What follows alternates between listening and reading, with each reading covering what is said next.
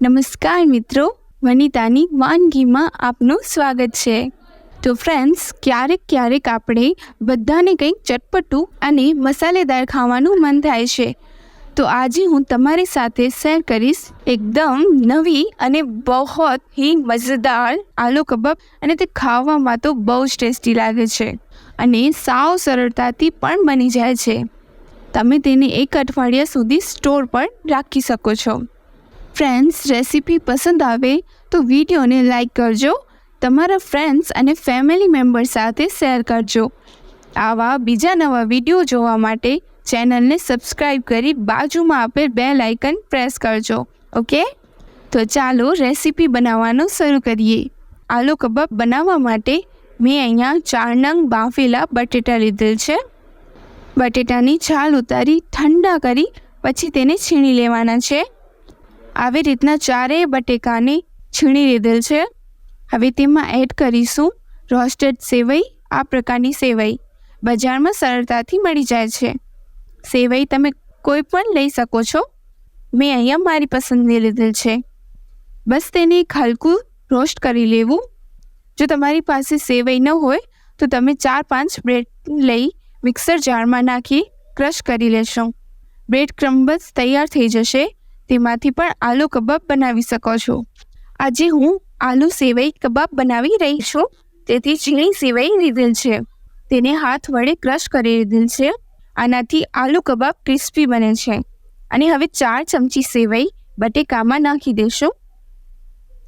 આલુ કબાબને super tasty flavour આપવા માટે અડધો કપ ડુંગળી એડ કરીશું, થોડા લીલા મરચાં, 1 ઇંચ આદુને છીણી લીધેલ છે, થોડા લીલા ધાણા, અને હવે મસાલા એડ કરીશું। 1 ચમચી ચીલી ફ્લેક્સ, 2 ચમચી અધકચરા સૂકા ધાણા, અડધી ચમચી ગરમ મસાલા અને અડધી ચમચી જીરા પાવડર, અડધી ચમચી લાલ મરચું પાવડર, સ્વાદ પ્રમાણે મીઠું, બાઇન્ડિંગ માટે 2 મોટી ચમચી આરારોટ, અને આરારોટની જગ્યાએ તમે ચોખાનો લોટ પણ નાખી શકો છો, તેનાથી કબાબ ક્રિસ્પી બને છે। હવે બધી સામગ્રીને સારી રીતે મિક્સ કરી લેશું। જો તમને મિશ્રણ ઢીલું લાગે તો 2 ચમચી આરારોટ યા તો કોર્નફ્લોર નાખી લોટની જેમ બાંધી લેવાનું છે। તો તમે જોઈ શકો છો મિશ્રણ બનીને તૈયાર થઈ ગયો છે। હવે હાથમાં થોડું તેલ લગાવી થોડું મિશ્રણ લઈ તે શેપ આપી દેશું।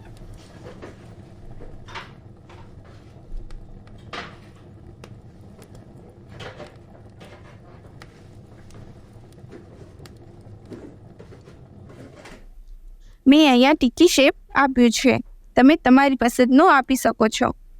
તો તમે જોઈ શકો છો આવી રીતના બધા જ આલુ કબાબ બનાવીને તૈયાર કરી લીધેલ છે। તમે તેને ડાયરેક્ટ પણ તળી શકો છો, અને જો તમને બજાર જેવો એકદમ ક્રિસ્પી બનાવવો હોય તો તેના માટે મિક્સિંગ બાઉલમાં 4 ચમચી મેંદો લીધેલ છે, તેમાં થોડું પાણી નાખી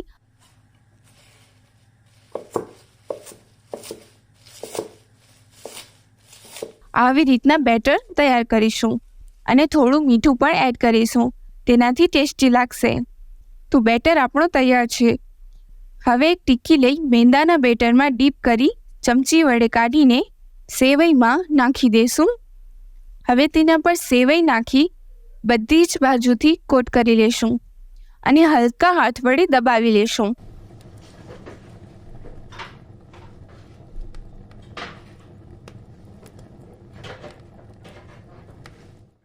આવી રીતના એક કરી બધી જ ટીકી બનાવી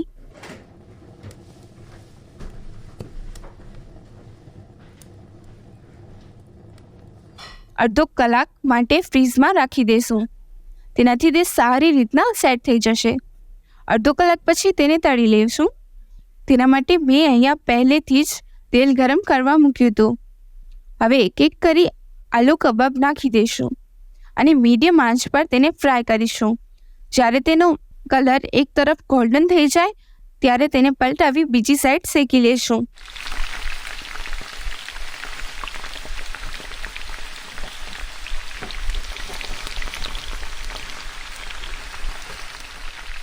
બીજી સાઈડ પણ ગોલ્ડન થાય ત્યાં સુધી શેકી લઈએ। તો તમે જોઈ શકો છો બંને સાઈડ ગોલ્ડન બ્રાઉન થઈ ગઈ છે। હવે તેને એક પ્લેટમાં કાઢી લેશું। જોતાં જ તમને લાગતું હશે કે તે ઉપરથી કેટલા ક્રિસ્પી અને ક્રન્ચી બન્યા છે. આવી રીતના બધા જ આલુ કબાબ ફ્રાય કરી લીધા છે. તમે જોઈ શકો છો તે કેટલા મસ્ત લાગે છે અને તે ખાવામાં પણ એટલા જ ટેસ્ટી અને ચટપટા લાગે છે. તમે તેને કોઈ પણ સોસ યા તો ચટણી સાથે ખાઈ શકો છો અને એમ જ પણ બહુ જ ટેસ્ટી લાગે છે. તો ફ્રેન્ડ્સ, આ ક્રિસ્પી અને ક્રન્ચી આલુ કબાબ તમે પણ એકવાર જરૂર બનાવજો. અને જો રેસીપી પસંદ આવે તો પ્લીઝ વિડીયો લાઇક શેર કરી દેજો અને તમારો અનુભવ મને કોમેન્ટ બોક્સમાં જરૂર શેર કરજો. અને રોજ નવી નવી રેસીપી જોવા માટે ચેનલને સબસ્ક્રાઈબ કરવાનું ભૂલતા નહીં.